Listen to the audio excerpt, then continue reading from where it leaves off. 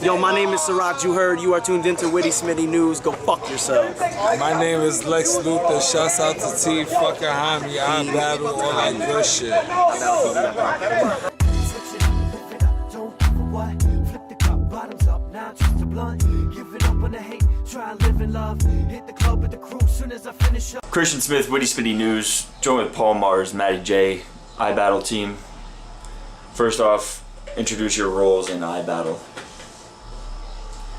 Well, 1/3 owners, me, Matty, Lex, split the league. And you film and edit the battles. Correct.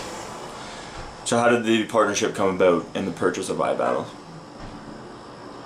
You want to talk about it? Yeah, you know, we've been doing stuff with Beast Mode for a long time. That in that instance, I came on just as video.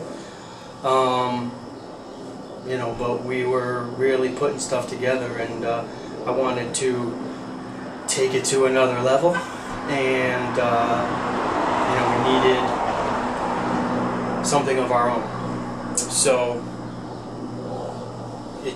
we were thinking of starting something fresh, and you know, the situation just came about that it was available, so we decided to, you know, build on their already stellar reputation and following and move forward with that. Now, you know, they hadn't stopped for any bad press or anything like that, so it was just we were ready to pick up the ball from Logic and run with it.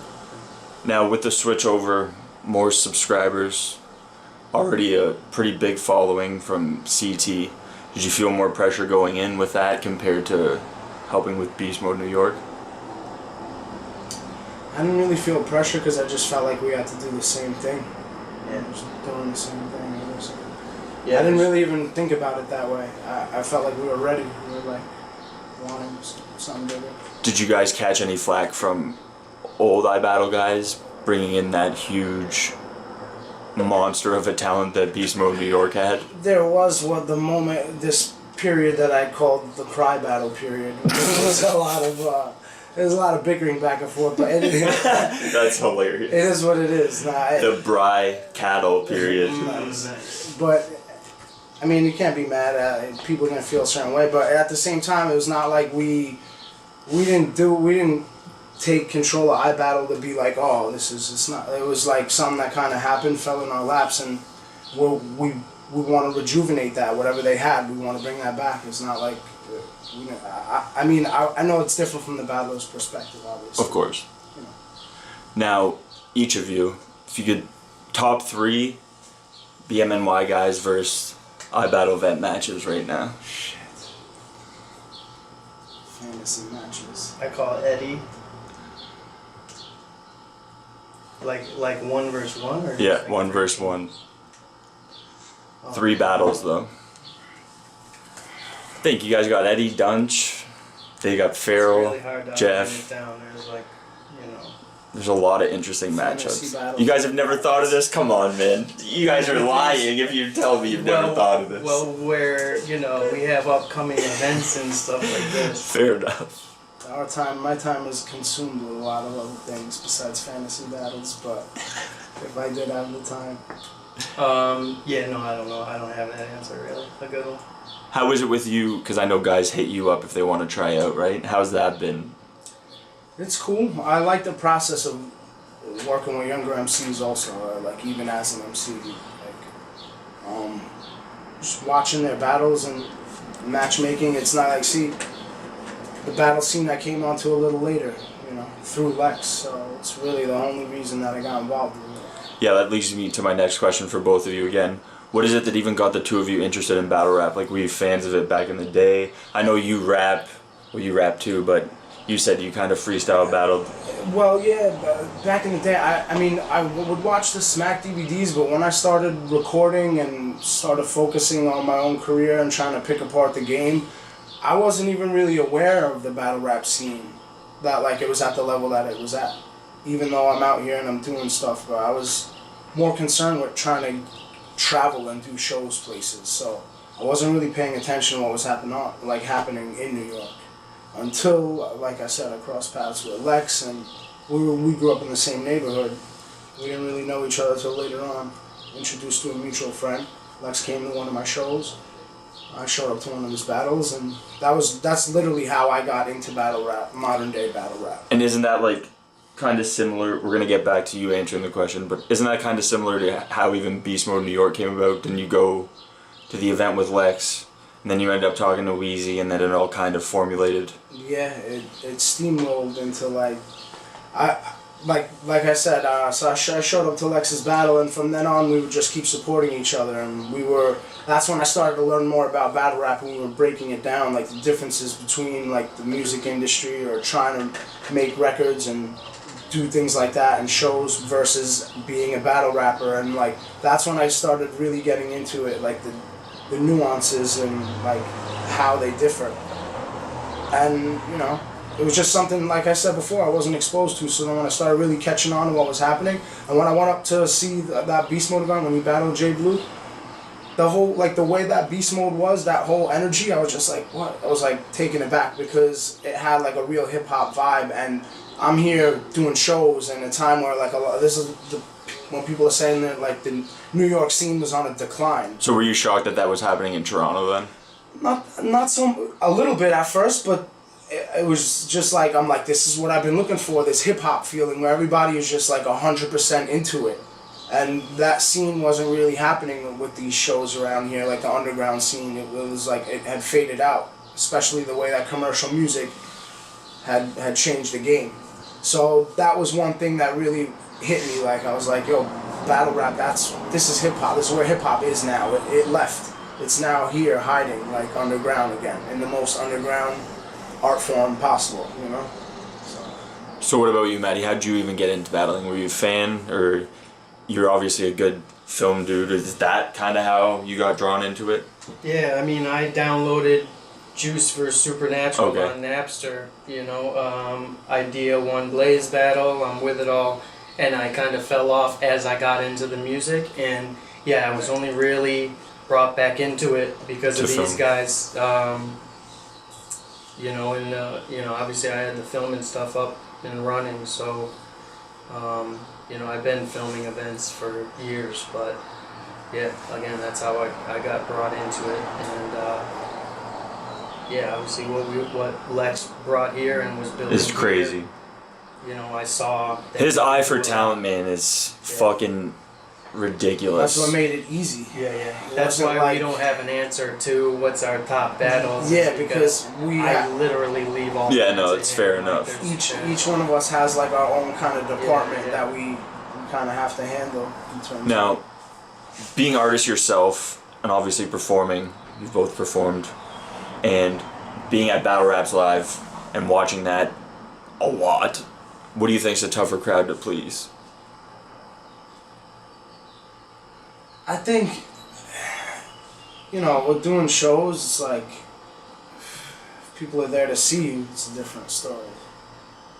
Battle rap, it's like, you can gain fans. I feel like, I don't know, the crowd is a tough crowd, but tougher crowd to please. I don't know, it's two different art forms. I think battle rap way harder, just because at a show, scrutinizing. People can get lost in the beat, right? Door and are going to just be a passive thing.